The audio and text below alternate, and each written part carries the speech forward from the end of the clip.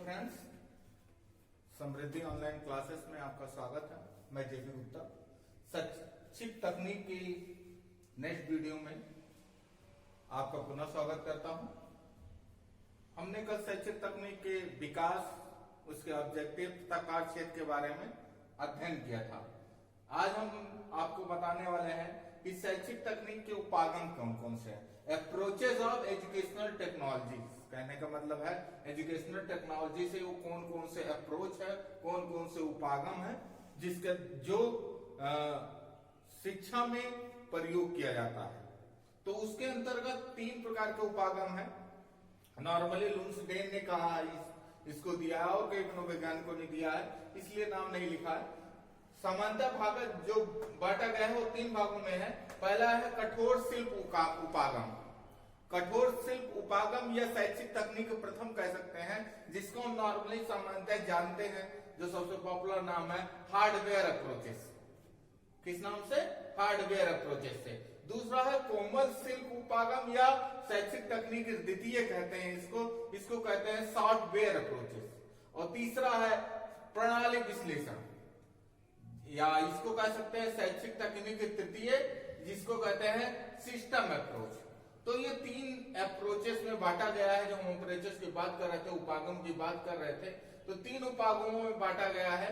कठोर शिल्प का उपागम, कोमल शिल्प उपागम और प्रणाली विश्लेषण।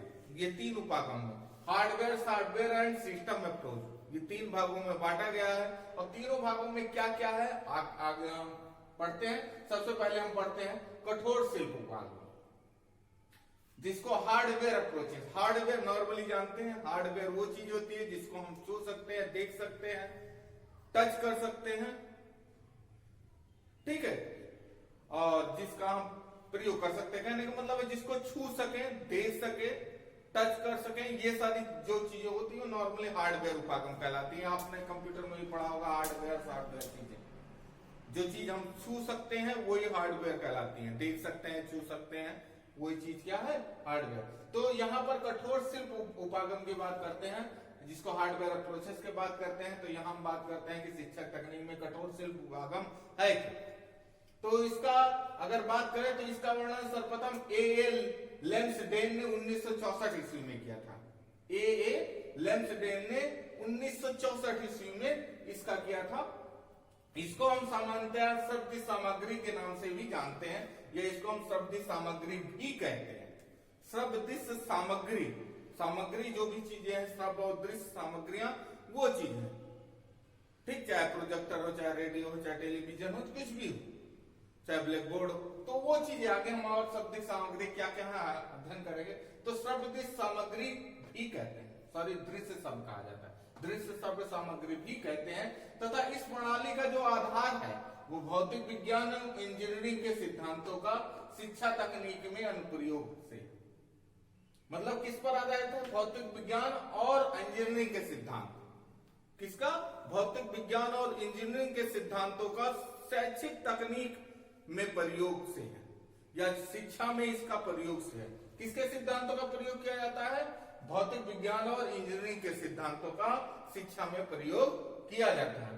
इस सिद्धांत की अवधारणा है कि मशीन की तकनीक शिक्षण की तकनीक के साथ संबंधित है। मतलब मशीन की जो तकनीक है वो शिक्षण की तकनीक के साथ संबंधित है। अर्थात शिक्षण में मशीन का प्रयोग ही क्या कहलाता है? शैक्षिक तकनीक कहलाती है। कह सकते हैं कि जो मशीन की तकनीक है वो शिक्षण में प्रयोग हो, तो ये कह रहा है मशीन की तकनीक शिक्षण की तकनीक के साथ संबंधित है। और शिक्षण तथा अधिगम के मशीनी, और कहता है कि शिक्षण और अधिगम का क्या हो चुका है? मशीनीकरण हो चुका है। मशीनीकरण से तात्पर्य है कि शिक्षण और अधिगम में मशीनों का प्रयोग होने लगा है। और इस मशीनीकरण के अंतर्गत देखिए क्या क्या चीजें, शिक्षण मशीनें प्रयोग होने लगी, भाषा प्रयोगशाला प्रयोग होने, radio, television, projector, tape recorder, computer, printer, chalk board आदि चीजें प्रयोग होने लगी। आदि चीजें महत्वपूर्ण भूमिका निभाती है। इसके अलावा भी और चीजें हैं, और सारी मशीनें हैं जो शिक्षण में प्रयोग हो रहे हैं। वही कह रहा है कि शिक्षण कि इसका मशीनीकरण के अंतर्गत ये चीजें प्रयोग हो चुके हैं। शिक्षण अधिगम में मशीनीकरण हो चुका। मशीनीकरण में हमने आपको बताया कौन कौन सी मशीनें कौन कौन सी हार्डवेयर चीजें जिसको हम हार्डवेयर कहते प्रयोग हो रही है वो ये मैंने। अगर देखा जाए तो मशीनें अन्वेषण का कार्य करती है। अन्वेषण मतलब इंस्ट्रक्शन का, मशीनें रहती है तो इंस्ट्रक्शन करती है, अनुदेशन का कार्य करती है। सॉरी, अनुदेशन से तात्पर्य कि हमें बताती है कि क्या करना है। अनुदेशन का कार्य करता था, इसका संबंध अनुदेशन की ज्ञानात्मक पक्ष से होता है। किससे होता है? अनुदेशन के ज्ञानात्मक। अनुदेशन मतलब इंस्ट्रक्शन जो दे रही कि पहले ये करो फिर ये करो ये करो फिर ये, मतलब ज्ञानात्मक पक्ष। सिर्फ 2-3 पक्ष होते हैं व्यवहार के, वो ज्ञानात्मक, भावात्मक और क्रियात्मक। तो यहां से मशीनों द्वारा हमें सिर्फ ज्ञान मिलता है, ज्ञानात्मक पक्ष तक ही रखता है कि इसके बाद ये करना है, इसके बाद ये करना है, ऐसे करेंगे तो ये चीज। वही कह रहा है मशीनें अनुदेशन का कार्य करती हैं और इसका संबंध अनुदेशन के ज्ञानात्मक पक्ष से होता है, इंस्ट्रक्शन के ज्ञानात्मक पक्ष से होता है।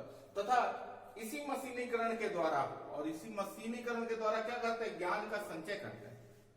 मशीनों में क्या करते हैं? ज्ञान का स्टोर कर लेते हैं, उसको क्या करते हैं? विस्तारित करते हैं, प्रसारण करते हैं। प्रसारण करते हैं, दूसरों तक पहुंचाते हैं, प्रचारित करते हैं, प्रसारित करते हैं, लोगों तक पहुंचाते हैं और विस्तारण करते हैं और उसका विस्तार करते हैं। तो यही चीज मशीनीकरण द्वारा ये तीनों चीजें संभव हो पाए। ज्ञान का संचय, प्रसारण और विस्तारण। मतलब ज्ञान का संचय करना, प्रचार प्रसार करना, उसका विस्तार किसके द्वारा संभव हो पाया है? मशीन के द्वारा ही संभव हो पाया है। लेकिन मशीन या हार्डवेयर या मशीनीकरण सिर्फ ज्ञानात्मक पक्ष से ही संबंधित है, उसके अंदर भावनाएं नहीं है, भावात्मक पक्ष उसमें नहीं शामिल है। वो किस पक्ष से संबंधित है? ओनली ज्ञानात्मक पक्ष से। तो वही चीज कह रहा है, ज्ञानात्मक पक्ष से संबंधित है। इसके अलावा देखते हैं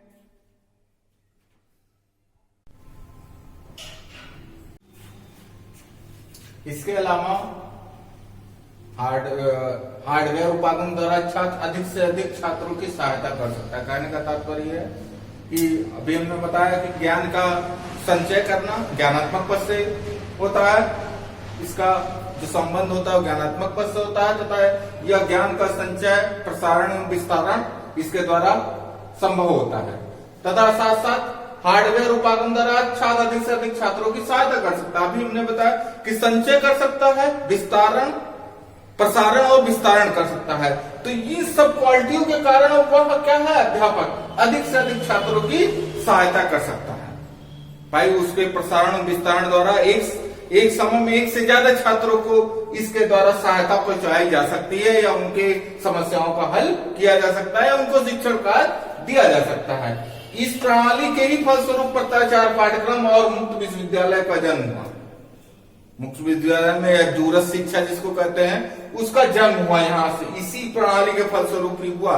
क्योंकि मशीनों शिक्षा का मशीन में मशीनीकरण होने के कारण, या यूं कह सकते हैं कि हार्डवेयर उत्पादन के कारण ही पत्राचार पाठ्यक्रम एवं मुक्त विद्यालय का जन्म हुआ, या शिक्षा में हार्डवेयर उपकरणों के कारण ही या मशीनों के आने के कारण ही इस प्रणाली का जन्म हुआ। इसीलिए सिल्वरमैन ने इस प्रणाली को सापेक्षिक तकनीक का नाम दिया है कि इसके सापेक्ष चलने वाली जो तकनीक है उसका नाम दिया है इसको। अगर डॉक्टर रोहेला की बात करें तो इन्होंने क्या कहा है? इन्होंने कहा है कि वास्तव में शिक्षण और अध्ययन के क्षेत्र में मशीनों तथा कठोर शिल्प उपकरणों का चयन ही शिक्षण तकनीक या हार्डवेयर अप्रोचेस कहलाता है। कहने का तात्पर्य है कि वास्तव शिक्षण और अध्ययन के क्षेत्र में मशीनों और शिल्प उपकरणों का चयन है।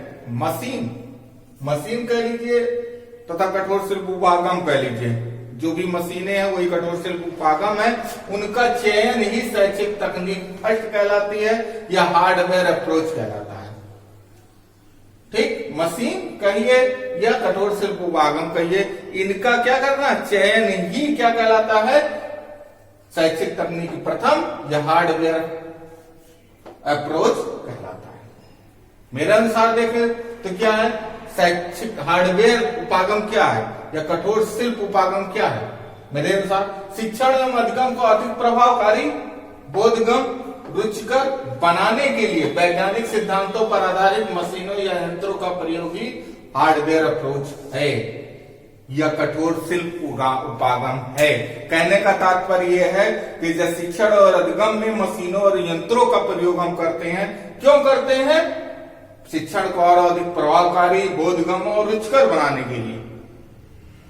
इन सब चीजों के लिए जब हम इसका प्रयोग करते हैं, साथ साथ ये भी कह सकते हैं इसको विस्तारित करने के लिए, संचरण करने के लिए, प्रचार प्रसार के लिए, लेकिन जो मेन है वो ये है कि प्रभावकारी, ये सब चीजें होंगी तभी प्रभावकारी बनेंगे।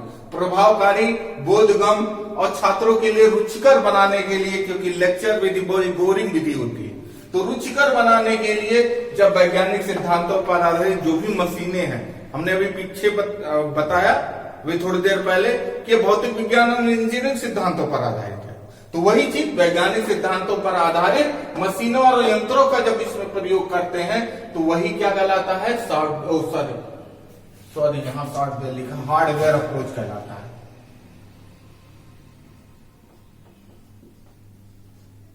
क्या कहलाता है? Hardware approach. तो क्या कहलाता है? हार्डवेयर अप्रोच कहलाता है। अब बात करते हैं कोमल शिल्प उपागम। ये तो हो गई हार्डवेयर अप्रोच। हार्डवेयर अप्रोच मशीनों का शिक्षा में प्रयोग ही क्या कहलाता है?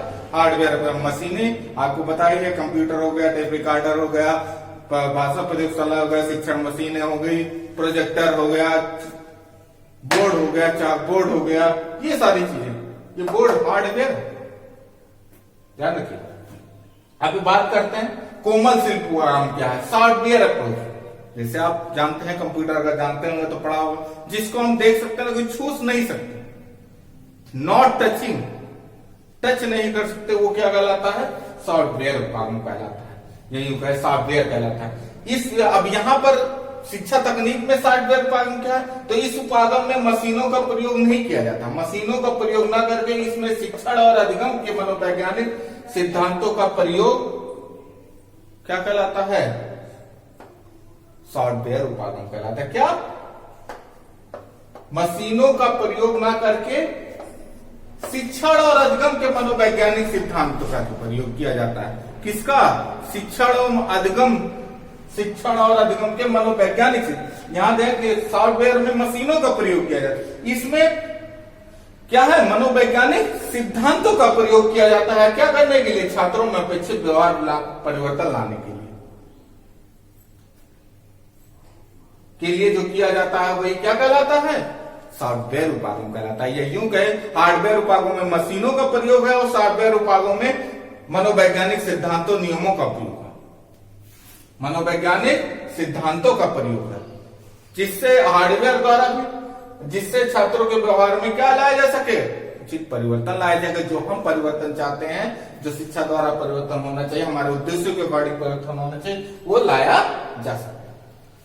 अतः इस उपागम को अनुदेशात्मक तकनीक भी कहा जाता है, शिक्षण तकनीक भी कहा जाता है और व्यवहारात्मक तकनीक भी कहा। ये इसके अन्य नाम भी, इसको अनुदेशात्मक तकनीक भी कहा गया है, साथ साथ शिक्षण तकनीक मतलब शिक्षण कैसे देना है, तथा व्यवहार तकनीक भी कहा गया, क्योंकि व्यवहार को इसमें परिवर्तित किया जाता है। यहाँ पर प्रस्तुतिकरण के लिए मेन होता है, जिससे अधिक बोधगम्य रुचिकर बनते हैं। यहाँ पर व्यवहार में परिवर्तन लाया जाता है। तो ये था कि व्यवहार तकनीक में प्रयोग किया जाता है। आगे देखते हैं।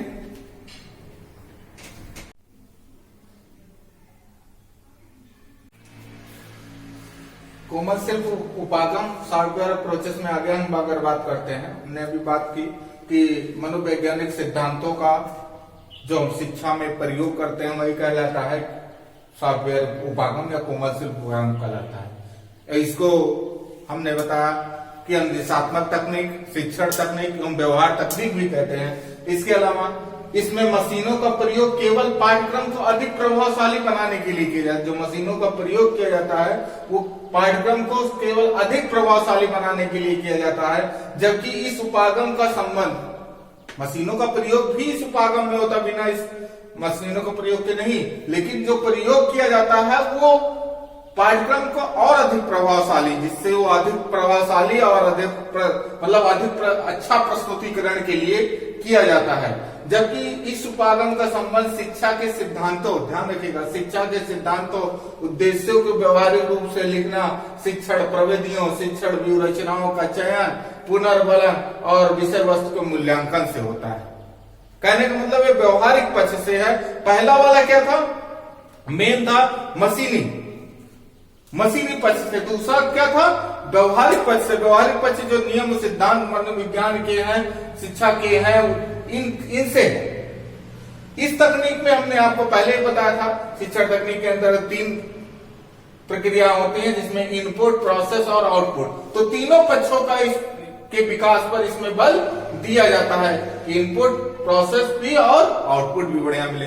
इनपुट अच्छे से जाए, उसमें से अच्छे से प्रोसेस हो, तथा जो बन के निकले वो अच्छे से हो। कहने का मतलब है बच्चे को अच्छा ज्ञान दिया जाए और बच्चे उसको अच्छे से ग्रहण करे, उसको अच्छे से समझे और अच्छा समझ के एक अच्छा नागरिक बने। इनपुट, प्रोसेस और आउटपुट तीनों काम, एक अच्छा ज्ञान मिले, इनपुट उसके अंदर अच्छा से डाला जाए तथा वो अच्छे से उस चीज को ग्रहण कर सके, अच्छे से बोधगम कर सके, अच्छे से समझ सके, अच्छे से जान सके और जान के समझ के अपने व्यवहार में उसको उतार कर वो एक अच्छा नागरिक बन सके, ये आउटपुट। तो वही कर रहा है, साथ साथ अपने उद्देश्यों की पूर्ति कर सके। तो वो कह रहा है तीनों पक्षों के विकास पर बल दिया जाता है। स्किनर ने इसलिए इसको व्यवहार तकनीक कहा है, सिल्वरमैन ने इसे रचनात्मक शैक्षिक तकनीक कहा है। क्या कहा है, व्यवहार तकनीक और रचनात्मक शैक्षिक तकनीक। स्किनर ने कहा व्यवहार तकनीक है और सिल्वरमैन ने रचनात्मक शैक्षिक तकनीक बोला। अगर आगे बात करते हैं तो शैक्षिक तकनीक फर्स्ट और द्वितीय का, अगर दोनों की बात करते हैं मिलाकर, तो दोनों का आपस में घनिष्ठ संबंध है, या यूं कहे दोनों एक दूसरे के पूरक। दोनों का हार्डवेयर और सॉफ्टवेयर अभी यहीं से हो गया, थोड़ा हार्डवेयर का प्रयोग हो रहा है, मशीनों का प्रयोग, उसको अधिक प्रभावकारी बनाने के लिए, उसके प्रस्तुतिकरण का और अच्छा बनाने के लिए किया जाए। तो वही कह रहा है एक और दो का आपस में बड़ा घनिष्ठ संबंध है। एक दो का मतलब हार्डवेयर उपागम और सॉफ्टवेयर उपागम का, और एक दूसरे के ये पूरक है नहीं जाते। क्योंकि जहां यहाँ कठोर शिल्प से तात्पर्य शिक्षा में मशीनों का उपयोग से है, अभी हमने बताया शिक्षा में किसका उपयोग से है, मशीनों का उपयोग, कठोर शिल्प से तात्पर्य। जबकि कोमल शिल्प से तात्पर्य शिक्षण, सीखने और शिक्षण के सिद्धांतों तथा आयामों से। जो सिद्धांत मनोवैज्ञानिक सिद्धांत एवं आयाम है उससे। इसलिए बहुत से शिक्षाविद हार्डवेयर की तुलना में इसे एक तात्पर्य सॉफ्टवेयर को, हार्डवेयर की तुलना में कोमल शिल्प उपागम को अधिक महत्वपूर्ण मानते हैं। ध्यान रखिएगा, कुछ लोग हार्डवेयर की तुलना में सॉफ्टवेयर को और अधिक महत्वपूर्ण मानते हैं, और इसलिए हार्डवेयर उपागम, इसलिए कहते हैं कि हार्डवेयर उपागम तब तक उपयोगी नहीं है जब तक कि सॉफ्टवेयर उपागम का प्रयोग न हो। बहुत सारे जो शिक्षाविद हैं वो हार्डवेयर की अपेक्षा सॉफ्टवेयर को अधिक महत्वपूर्ण मानते हैं। कहते हैं कि बिना सॉफ्टवेयर के हार्डवेयर बेकार है, मतलब हार्डवेयर उपागम अनुपयोगी है, उपयोगी नहीं है जब तक कि उसमें सॉफ्टवेयर का प्रयोग न किया जाए। उसका उदाहरण यहाँ पे हम आपको दिखाते हैं, जैसे चाक बोर्ड या ब्लैक बोर्ड। जैसे ये ब्लैक बोर्ड है, व्हाइट बोर्ड है, इसको कह लीजिए चाक बोर्ड और ब्लैक बोर्ड, और उस पर किया गया कार्य क्या है, सॉफ्टवेयर। ये तो हार्डवेयर है, इस पर जो हमने ये कार्य किया वो क्या है, सॉफ्टवेयर। जो लिखा है मार्कर से क्या है, सॉफ्टवेयर। OHP ओवरहेड प्रोजेक्टर जिसको कहा जाता है, क्या कहा जाता है, ओवरहेड प्रोजेक्टर होता है। आप नेट पे डालेंगे तुरंत उसका चित्र निकल के आएगा। उसमें स्लाइड्स होती है पन्नी टाइप की, उसमें वो OHP मार्कर से लिखा जाता है और उस पर रख दिया जाता है, साथ में उसका प्रक्षेपण पड़ता है, सीखते हैं। तो वही चीज OHP अगर कहा जाए तो OHP तो क्या है, हार्डवेयर है, लेकिन उसके ट्रांसपेरेंसी पे जो लिखा है, ट्रांसपेरेंसी जो सामने प्रक्षेपित हो रही है वो तो सॉफ्टवेयर है, देख सकते सुन नहीं सकते। ट्रांसपेरेंसी क्या है, सॉफ्टवेयर। ट्रांसपेरेंसी ये नहीं, ट्रांसपेरेंसी जो लिखा है, ट्रांसपेरेंसी तो अलग, उसको ट्रांसपेरेंसी जब लिख उठेगा तो ट्रांसपेरेंसी उसकी कहलाएगी OHP की, नहीं तो वो तो खाली ट्रांसपेरेंसी, उसको कोई मतलब नहीं, वो तो हार्डवेयर होगा। स्लाइड प्रोजेक्टर में स्लाइड प्रोजेक्टर होता है, उसमें स्लाइड्स लगाई जाती है, जैसे इसमें ट्रांसपेरेंसी लगाई जाती है उसमें भी स्लाइड्स लगाई जाती है। VCR मॉनिटर और जो है VCR होता है, मॉनिटर होता है, उसमें वीडियो प्रोग्राम होता है, उसके द्वारा सिखाया जाता है। कंप्यूटर होता है तो कंप्यूटर प्रोग्राम होता है। खाली कागज होता है तो उसमें लिखित सामग्री जो होती है। ये क्या है? VCR मॉनिटर में वीडियो प्रोग्राम क्या है? सॉफ्टवेयर। कंप्यूटर हार्डवेयर है, उसके अंदर कंप्यूटर प्रोग्राम क्या है? सॉफ्टवेयर। खाली कागज है, उसमें लिखित सामग्री क्या है? सॉफ्टवेयर। ऑडियो सामग्री है, उसमें ऑडियो क्लिप क्या है? सॉफ्टवेयर। जो आवाज कैद हुई है उसमें वो क्या है? सॉफ्टवेयर। तो यही चीज उन्होंने कहा है कि हार्डवेयर बेकार है बिना सॉफ्टवेयर के। खाली रख दिया गया क्या मतलब है? वो इसमें रखा है कोई मतलब नहीं, वो शिक्षा में और प्रभावकारी बनाएगा नहीं। क्यों? जब तक उसमें सॉफ्टवेयर यूज नहीं होगा वो प्रभावकारी कैसे बनेगा? कंप्यूटर में रखा रहेगा, कंप्यूटर देखने से थोड़ी ना वो शिक्षा उससे सीखेंगे। उसमें जब प्रोग्राम्स होंगे जिसके माध्यम से सिखाया जाएगा तो वो होगा तो और प्रभावकारी होगा। तो वही इन्होंने कहा है, क्या कहा है कि हार्डवेयर की अपेक्षा सॉफ्टवेयर ज्यादा उपयोगी है। इसीलिए हमने हार्डवेयर क्या है, सॉफ्टवेयर क्या है, ये थोड़ा हार्डवेयर में कौन सी हार्डवेयर में कौन सा सॉफ्टवेयर होगा वो हम आपको बताते चलना है। इसके अलावा आगे हम और डिस्कस करेंगे हार्डवेयर और सॉफ्टवेयर का, साथ साथ सिस्टम अप्रोच का भी अध्ययन करेंगे। इसी के साथ ये वीडियो आज का यहीं समाप्त करते हैं शैक्षिक तकनीक का। आज का वीडियो आपको पसंद आया हो तो लाइक जरूर करिएगा, शेयर करिएगा, फीडबैक के लिए कमेंट करिएगा और सब्सक्राइब करवाइएगा। क्योंकि जितना ज्यादा लाइक होगा, जितना ज्यादा शेयर करेंगे उतना ही ज्यादा मोटिवेशन हमें मिलेगा। इसलिए लाइक जरूर करिए। देखने के बाद आपको अच्छा लगता है तो लाइक जरूर करिए, नहीं अच्छा लगता तो डिसलाइक लाइक करिए, कम से कम पता तो लगे कितने लोगों को अच्छा नहीं लगा। और क्यों नहीं अच्छा लगा इसको जरूर लिखिएगा कमेंट के माध्यम से, जिससे हम उसको सुधार कर सके। आपने डिसलाइक का एक कभी कभी मेरे वीडियो में आया है, एक आध डिसलाइक का आया है, लेकिन उसमें ये नहीं पता लग रहा है किस कारण से नहीं अच्छा लगा। तो वो कारण लिखिए जिससे हम अपने में सुधार कर सकें और आपको वीडियो अच्छा लग सके। इसी के साथ आज का शैक्षिक तकनीक का ये वीडियो यहीं समाप्त करते हैं। धन्यवाद।